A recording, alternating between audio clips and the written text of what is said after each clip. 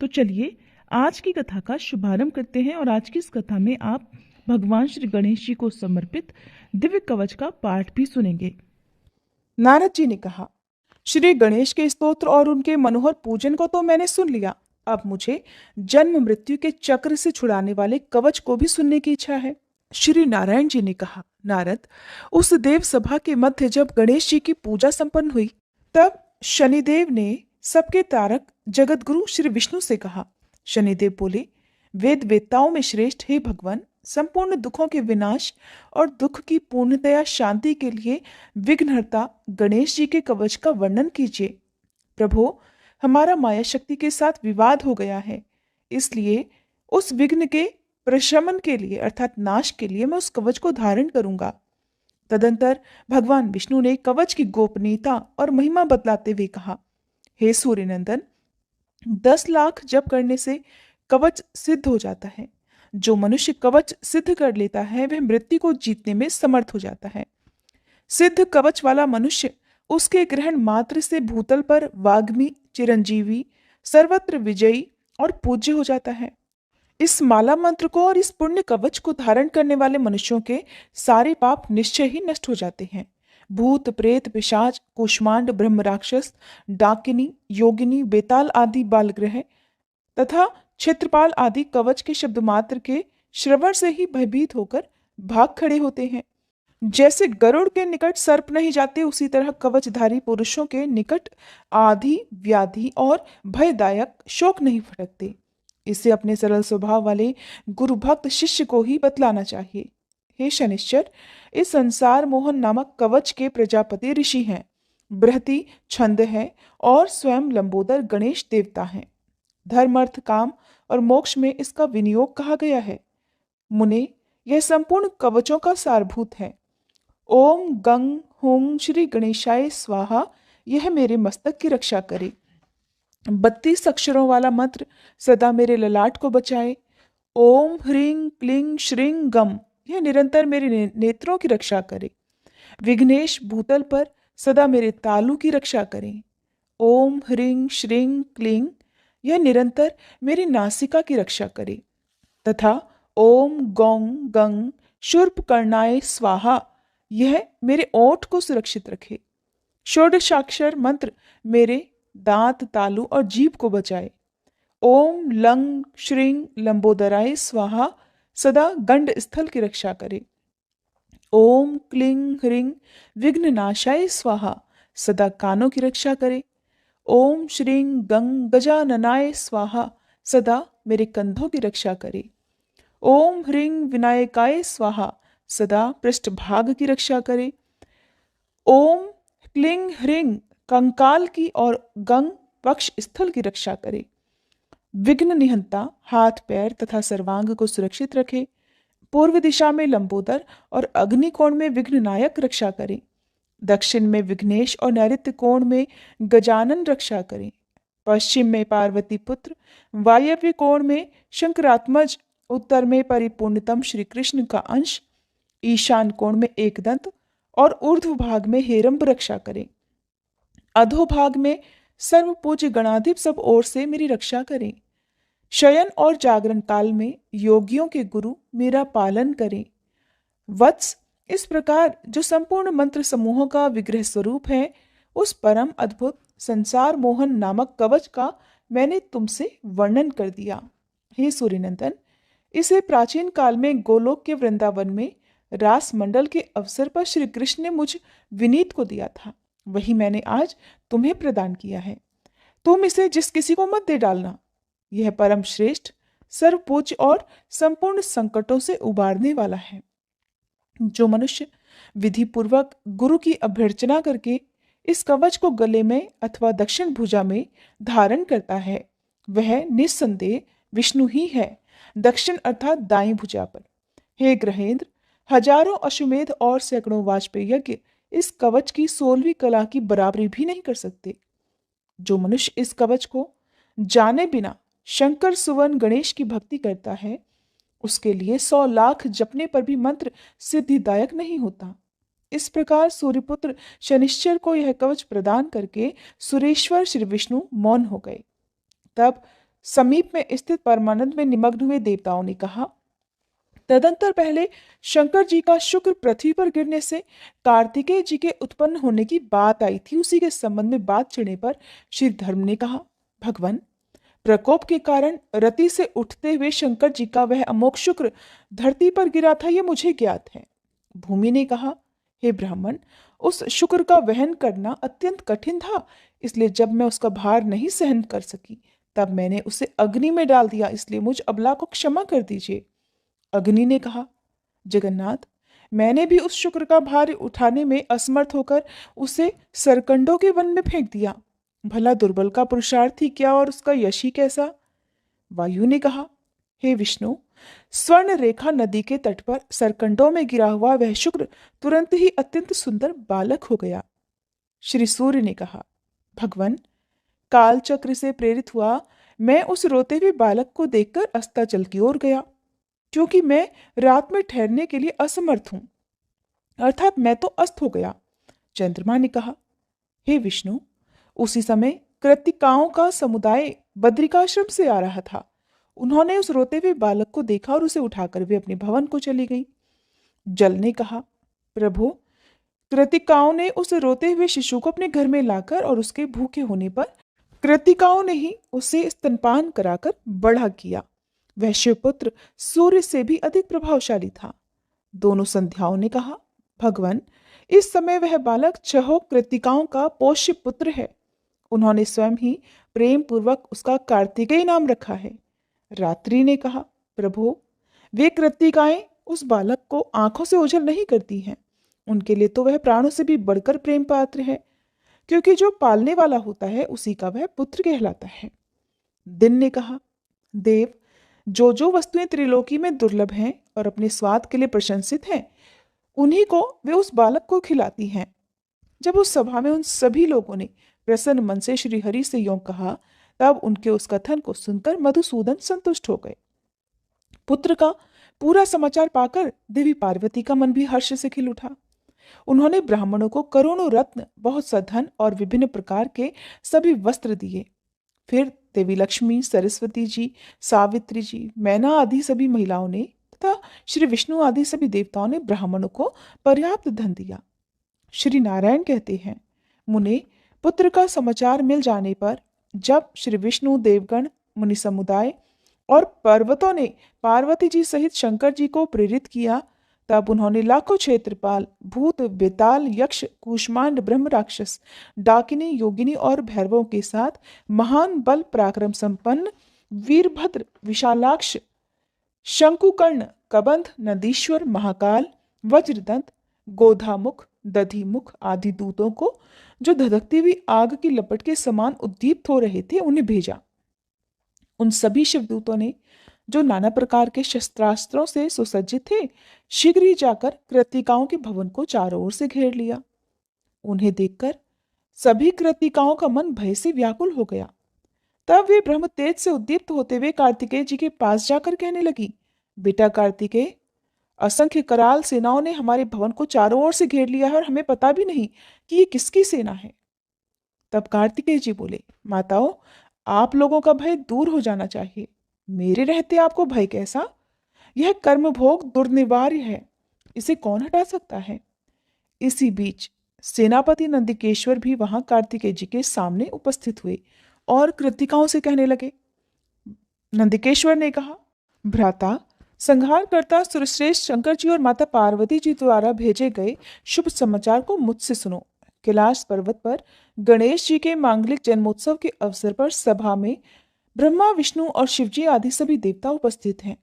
वहां गिरिराज किशोरी ने जगत का पालन करने वाले श्री विष्णु को संबोधित करके उनसे तुम्हारे अन्वेषण के लिए कहा।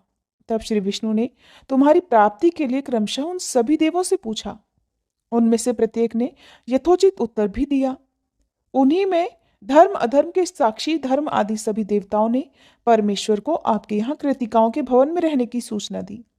प्राचीन काल में शिवजी पार्वती जी की जो एकांत क्रीड़ा हुई थी, उसमें देवताओं द्वारा देखे जाने पर शंभु का शुक्र भूतल पर गिर पड़ा था। भूमि ने उस शुक्र को अग्नि में और अग्नि से उसे सरकंडों के वन में फेंक दिया। वहां से इन कृतिकाओं ने तुम्हें पाया है। अब तुम अपने घर चलो, वहां तुम्हें संपूर्ण शस्त्रास्त्रों की प्राप्ति होगी। श्री विष्णु देवताओं को साथ लेकर तुम्हारा अभिषेक करेंगे और तब तुम तारकासुर का वध करोगे। तुम विश्व संहर्ता शंकर जी के पुत्र हो, इसलिए ये कृतिकाएं तुम्हें उसी तरह नहीं छुपा सकती जैसे शुष्क वृक्ष अपने कोटर में अग्नि को गुप्त नहीं रख सकता। तुम तो विश्व में दीप्तिमान हो। इन कृतिकाओं के घर में तुम्हारी उसी तरह शोभा नहीं हो रही जैसे महाकूप में पड़े हुए चंद्रमा शोभित नहीं होते। जैसे सूर्य मनुष्यों के हाथों की ओट से नहीं छिप सकते, उसी तरह तुम भी इनके अंग तेज से आच्छादित न होकर जगत को प्रकाशित कर रहे हो।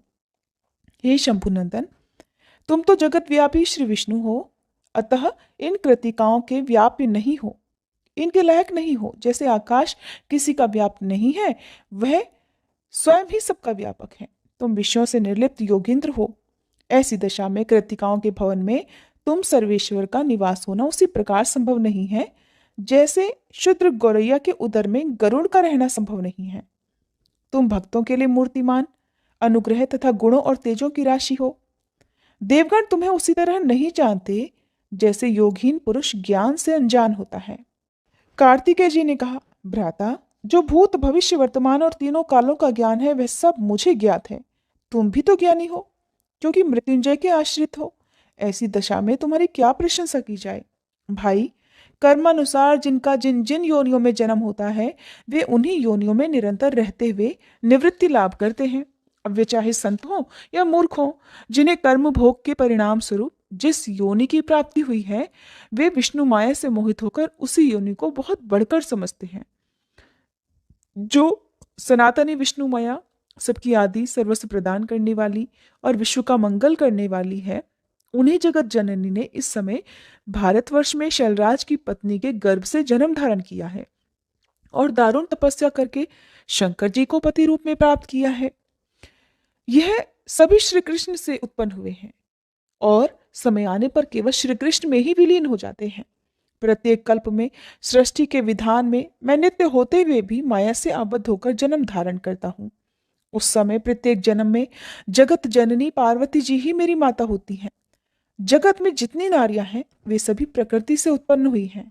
उनमें से कुछ प्रकृति की अंशभूता हैं तो कुछ कलात्मिका और कुछ कलांश के अंश से प्रकट हुई हैं।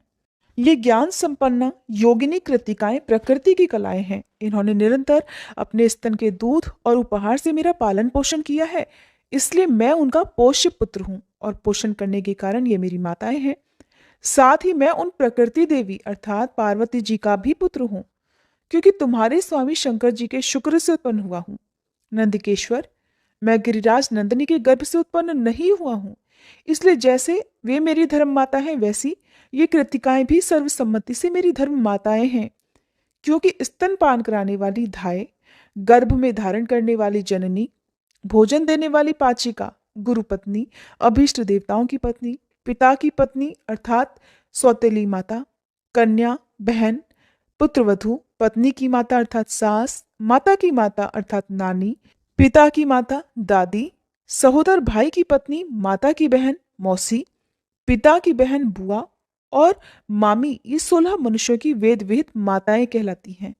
ये कृतिकाएं संपूर्ण सिद्धियों की दाता, परमेश्वरी संपन्न और तीनों लोकों में पूजित हैं। ये शूद्र नहीं है बल्कि ब्रह्मा की कन्याएं हैं। आप भी सत्व संपन्न तथा शंभु जी के पुत्र के समान हो और श्री विष्णु ने आपको भेजा है, इसलिए चलो मैं आपके साथ चलता हूँ, वहां देव समुदाय का दर्शन करूंगा। इसके बाद कार्तिकेय जी ने उन सभी के साथ जाकर जो कुछ किया, उनका जिस प्रकार स्वागत हुआ, उसका वर्णन आप अगले अध्याय में सुनेंगे। अब सुनिए श्री सूर्य चालीसा पाठ। श्री रवि हरत हो घोरतम अगणित किरण पसारी, वंदन करूं तब चरणन में अर्घ देऊं जलधारी। सकल सृष्टि के स्वामी हो सचराचर के नाथ, निस दिन होत तुमसे ही होवत संध्या प्रभात। जय भगवान सूरतमहारी, जय खगेश दिन कर शुभकारी। तुम हो सृष्टि के नेत्र स्वरूपा, त्रिगुणधारी त्रैवेद स्वरूपा। तुम ही करता पालक संहारक, भुवन चतुर्दश के संचालक, सुंदर बदन चतुर्भुजधारी, रश्मि रथी तुम गगन विहारी। चक्र शंख अरु श्वेत कमलधर, वर मुद्रा सोहत चोटे कर। शीश मुकुट कुंडल गलमाला, चारु तिलक तब भाल विशाला। सप्त अश्वरथ अति द्रुतगामी, अरुण साथी गति अविरामी। रक्त वरुण आभूषण धारक, अति प्रिय तोहे लाल पदारथ। सर्वात्मा कहे तुम्हें ऋग्वेदा, मित्र कहे तुमको सब वेदा। पंच देवों में पूजे जाते, मनोवांछित फल साधक पाते। द्वादश नाम जाप उद्धारक, रोग शोक अरु कष्ट निवारक। माँ कुंती तब ध्यान लगायो, दानवीर सूत कर्ण सो पायो। राजा युधिष्ठिर तब जस गायो, अक्षय पात्र वो वन में पायो। शस्त्र त्याग अर्जुन अकुरायो, बन आदित्य हृदय से पायो। विंध्याचल तब मार्ग में आयो, हाहाकार तिमिर से छायो। मुनि अगस्त गिरि गर्व मिटायो, निज तप बल से विंध्य नवायो। मुनि अगस्त तब महिमा गाई, सुमिर भये विजयी रघुराई। तोहे विरोग मधुर फल जाना, मुख में ली नहीं तोहे हनुमाना। तब नंदन शनिदेव कहावे, पवन के सूत शनि तीर मिटावे। यज्ञ व्रत स्तुति तुम्हारी कीन्ही, भेंट शुक्ल यजुर्वेद की दीन्ही। सूर्यमुखी खरितर तब रूपा, कृष्ण सुदर्शन भानु स्वरूपा। नमन तोहे ओंकार स्वरूपा, नमन आत्मा अरु काल स्वरूपा। दिग दिगंत तब तेज प्रकाशे, उज्ज्वल रूप तुम्ही आकाशे।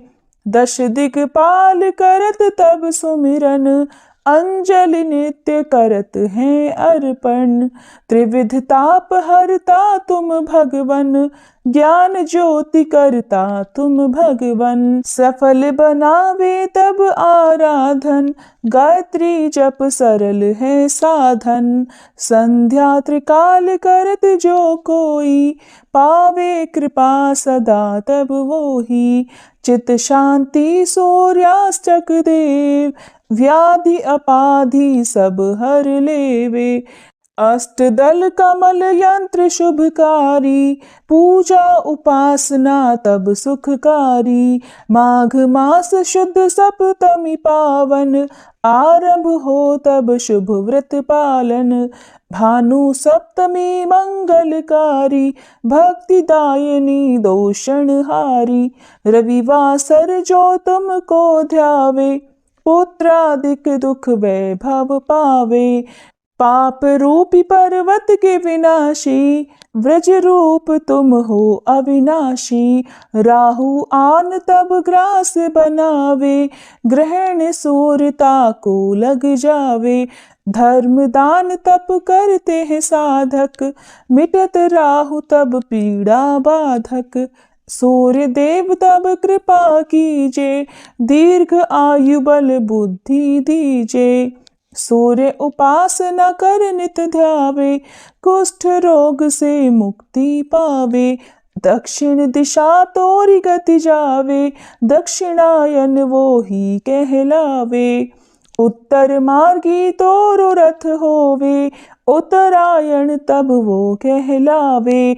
मन और वचन कर्म हो पावन, संयम करता भलित आराधन। भरतदास चिंतन करत घर दिन कर तब ध्यान, रखियो कृपा इस भक्त पे तुम्हारी सूर्य भगवान।